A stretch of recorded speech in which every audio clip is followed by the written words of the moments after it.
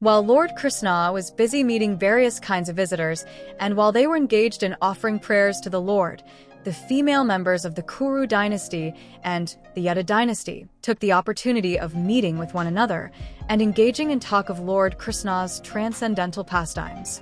Lord Krishna received wonderful sages who came to see him. Lord Krishna explained to the people that when visiting holy places, it is important to always respect and listen to the sages about spiritual life. The sages praised Lord Krishna.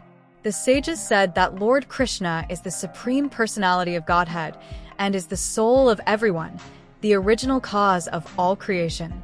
Afterwards, Vasudev performed spiritual ceremony and gave away ample riches, clothing, ornaments, cows, land to the priests.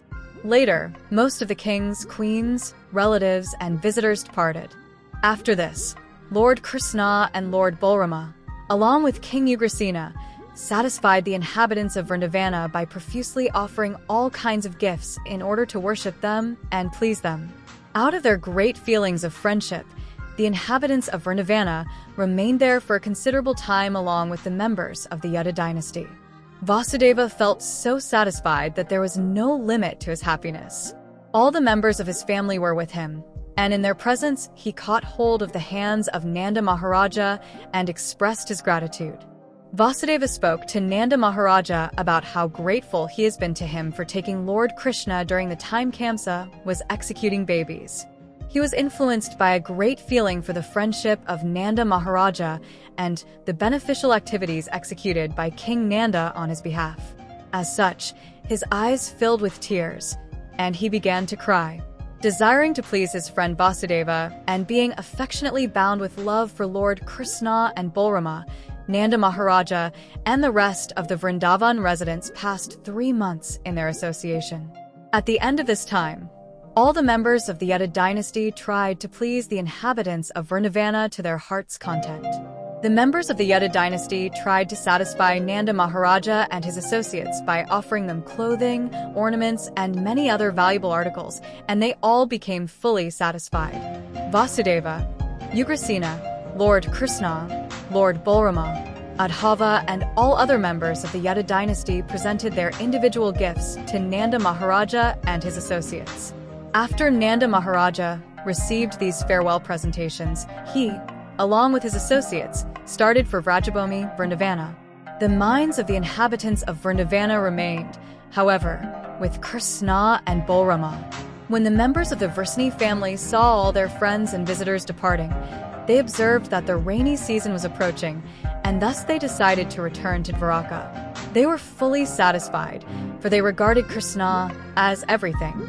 Vasudev believed the words of the sages that his sons Krishna and Balrama were the Supreme Personality of Godhead.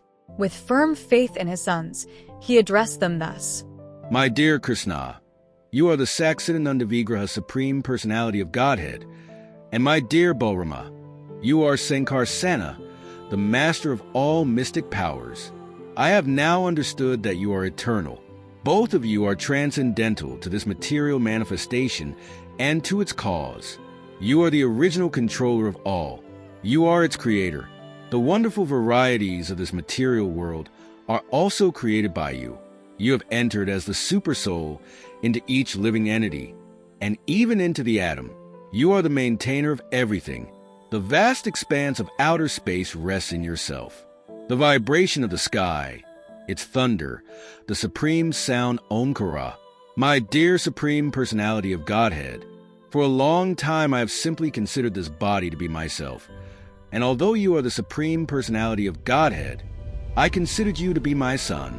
My dear Lord, at the very moment when you first appeared in Kamsa's prison house, I was informed that you were the Supreme Personality of Godhead, and that you had descended for the protection of the principles of religion, as well as the destruction of the demons. Although unborn, you descend in every millennium to execute your mission.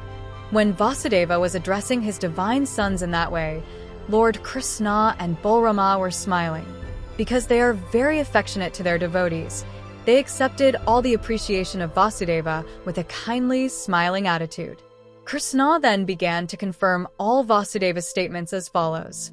My dear father, whatever you may say, we are, after all, your sons. What you have said about us is certainly a highly philosophical understanding of spiritual knowledge. I accept it in total without exception. Devaki began to appeal to Lord Krishna and Balrama thus.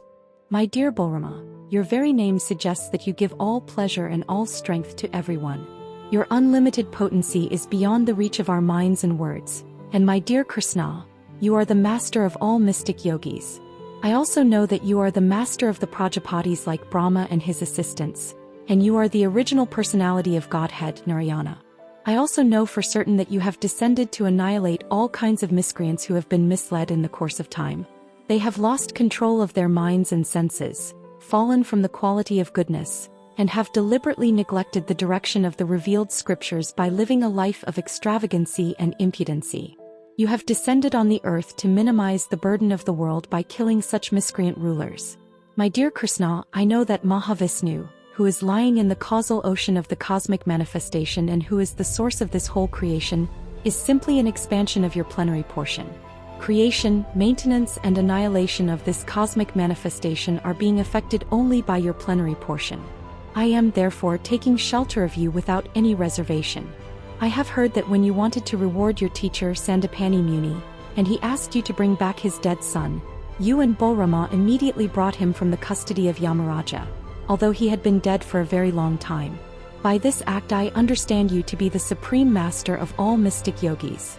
I am therefore asking you to fulfill my desire in the same way. In other words, I am asking you to bring back all my sons who were killed by Kamsa.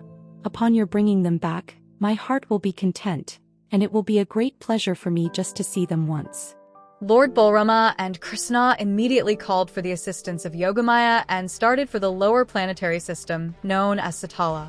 Formerly, in his incarnation of Vamana, the Supreme Personality of Godhead was satisfied by the king of the demons, Bali Maharaja, who donated to him everything he had. Bali Maharaja was then given the whole of Satala for his residence and kingdom. Now, when this great devotee, Bali Maharaja, saw that Lord Balrama and Krishna had come to his planet, he immediately merged in an ocean of happiness. As soon as he saw Lord Krishna and Balrama in his presence, he and all his family members stood up from their seats and bowed down at the lotus feet of the Lord.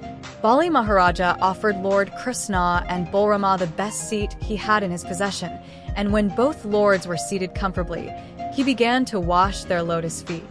He then sprinkled the water on his head and on the heads of his family members. The water used to wash the lotus feet of Krishna and Balrama can purify even the greatest demigods, such as Lord Brahma. After this, Bali Maharaja brought valuable garments, ornaments, sandalwood pulp, betel nuts, lamps, and various Natarian foodstuffs, and along with his family members, he worshipped the Lord according to the regulative principles and offered lots of valuable things unto the lotus feet of the Lord. Of course, Lord Krishna was offering his blessings too. King Bali was feeling such transcendental pleasure that he repeatedly grabbed the lotus feet of the Lord and kept them on his chest, and sometimes he put them on the top of his head, and in this way, he was feeling transcendental bliss.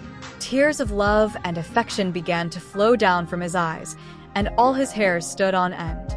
He began to offer prayers to the lords in a voice which choked up intermittently. My Lord Balrama, you are the original Anantadeva. You are so great that Anantadeva Sisa and other transcendental forms have originally emanated from you and Lord Krishna. You are the original personality of Godhead, and your eternal form is all blissful and full of complete knowledge.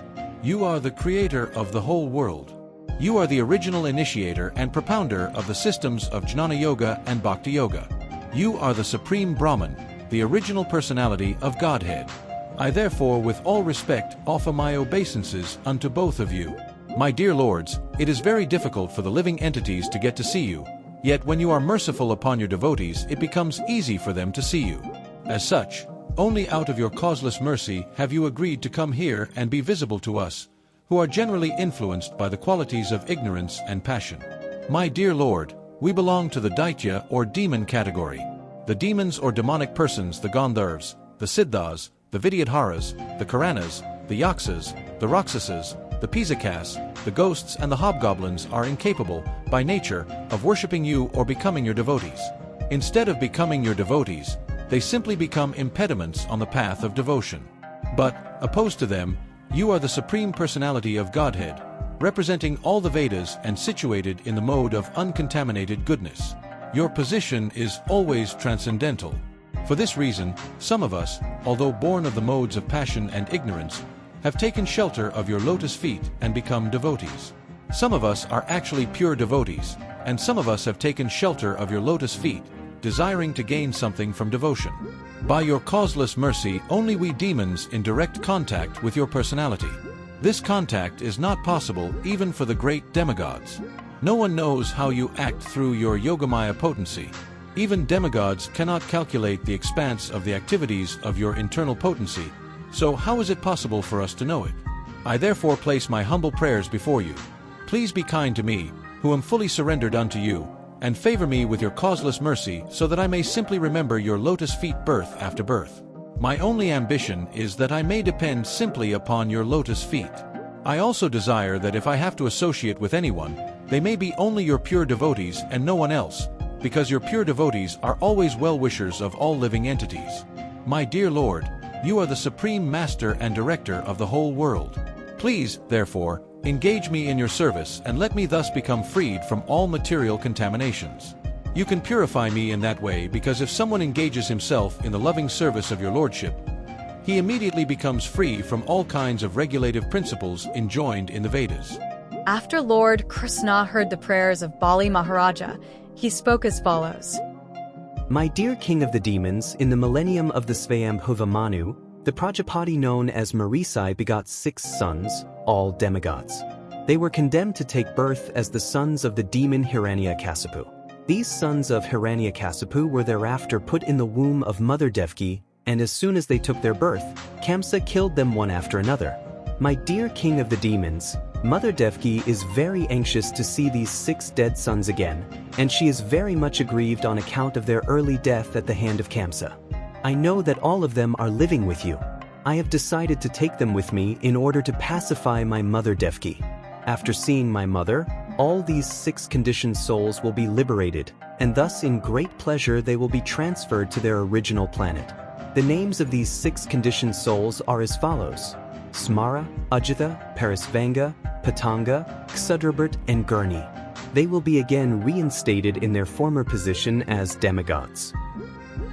After thus informing the king of the demons, Krishna stopped speaking, and Bali Maharaja understood the Lord's purpose.